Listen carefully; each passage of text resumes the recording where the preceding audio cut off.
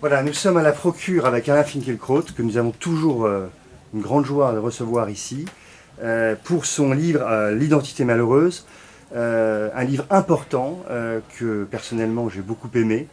Et alors, je voulais quand même vous poser cette question. C'est quand même un sujet extrêmement délicat, celui d'identité. On sait que c'est un sujet piégé. Qu'est-ce qui a fait que dans votre long parcours d'auteur, c'est maintenant que vous avez voulu poser cette question dans ce livre, extrêmement précis, extrêmement fouillé. Voilà, pourquoi maintenant et pas il y a 5 ans? D'abord parce qu'il m'a fallu le temps de l'écrire, le temps de le faire mûrir. Donc cela fait quelques années déjà que cette question me préoccupe.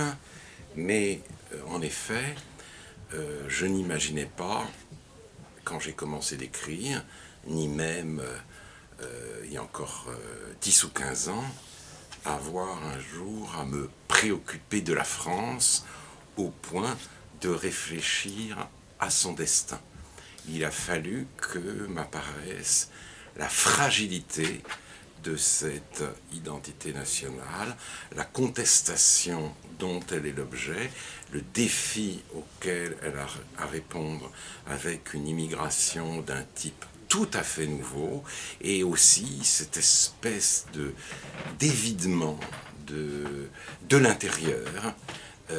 Si vous voulez, j'ai vu la collusion entre un individualisme démocratique qui s'affranchit de tout attachement, de toute appartenance, de toute obligation, de toute continuité historique, et d'autre part, une mise en cause de cette continuité par un certain nombre de gens qui, arrivant en France, considèrent que leur culture y a toute leur place sans qu'ils aient eux-mêmes à faire un effort pour adopter, disons, le mode de vie, la culture majoritaire. Donc une personnalité collective risque de s'effacer, et face à cet effacement, je me suis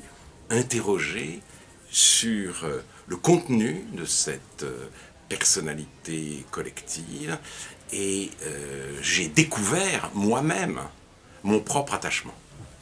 Mais écoutez, merci en tout cas, et je crois que pour le lecteur, ce sera une manière de vous accompagner dans cette réflexion, et ce sera aussi une manière peut-être de mieux vous connaître, même pour vos lecteurs anciens, parce qu'il y a des choses que j'avais jamais lues de vous, que vous exprimez très bellement dans cet ouvrage. Merci beaucoup. Merci beaucoup.